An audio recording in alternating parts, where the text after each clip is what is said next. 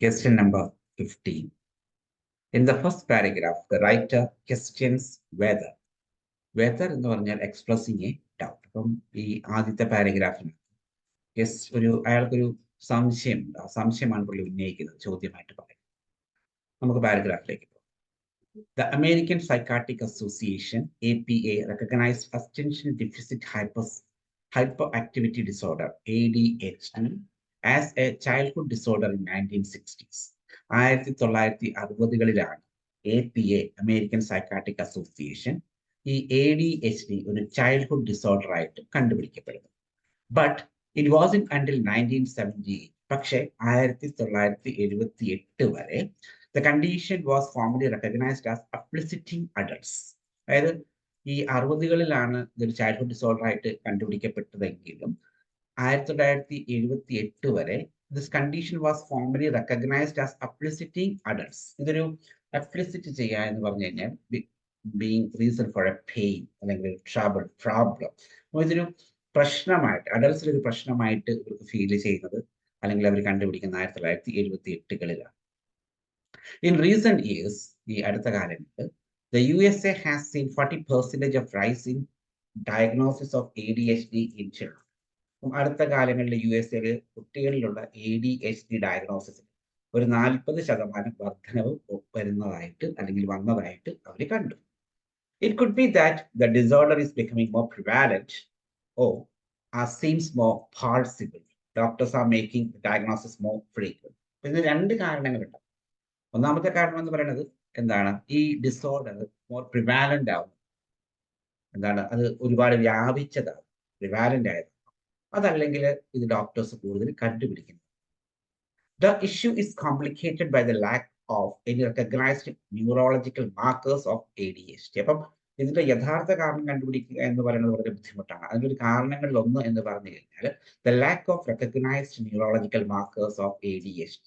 ADHD diagnosis ചെയ്യാനായിട്ടുള്ള neurological മാർക്കേഴ്സിന്റെ കുറവ്, അതായത് അതെങ്ങനെ കണ്ടുപിടിക്കണം എന്നൊരു വ്യക്തത ഇല്ലാത്തതാണ് അതിനൊരു കാരണം. The APA relies instead on a set of behavioral patterns for diagnosis. ഒരു വ്യക്തമായ മാർക്കേഴ്സ് ഒന്നുമില്ല, കുറച്ച് ബിഹേവിയറൽ പാറ്റേണിനെ ആശ്രയിച്ചാണ് ഇവര് ഒരാൾക്ക് ADHD ഉണ്ടോ ഇല്ലയോ എന്ന് ഡയഗ്നോസ് ചെയ്തത്.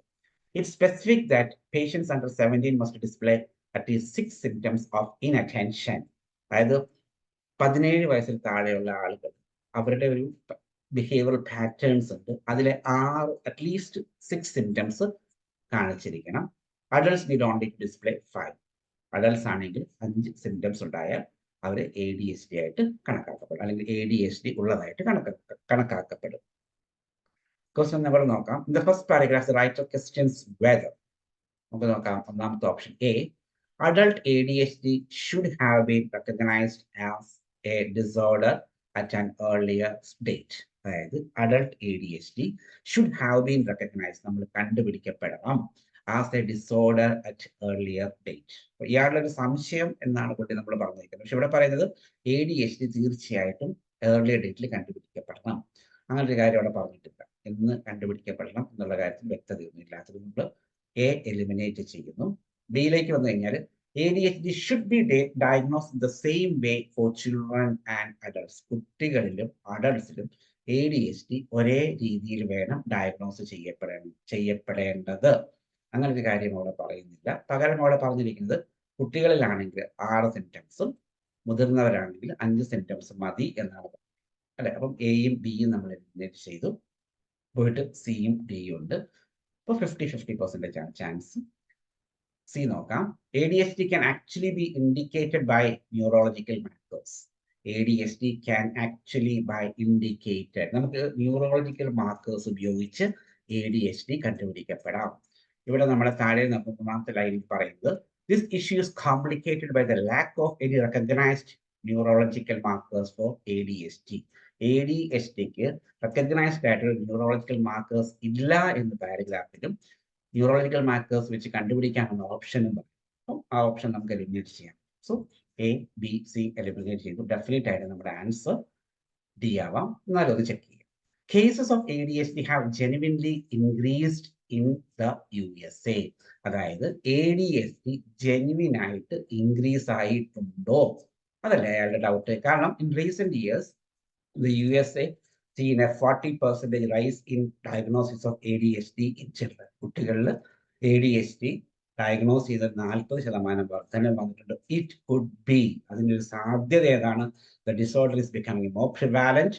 ഈ disorder വ്യാപകമാകുന്നതാകാം.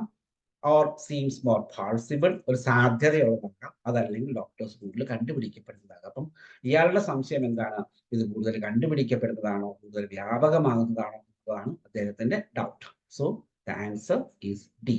Cases of ADHD have genuinely increased in the USA. USA-ൽ യഥാർത്ഥത്തിൽ ADHD കേസുകളുടെ വർധനവ് ഉണ്ടായിട്ടുണ്ടോ ഇല്ലയോ? That's his doubt. അപ്പോൾ ആൻസർ ഈസ് ഡി. ഇനി നിങ്ങൾക്ക് എന്തെങ്കിലും സംശയം ഉണ്ടെങ്കിൽ please contact us. Thank you.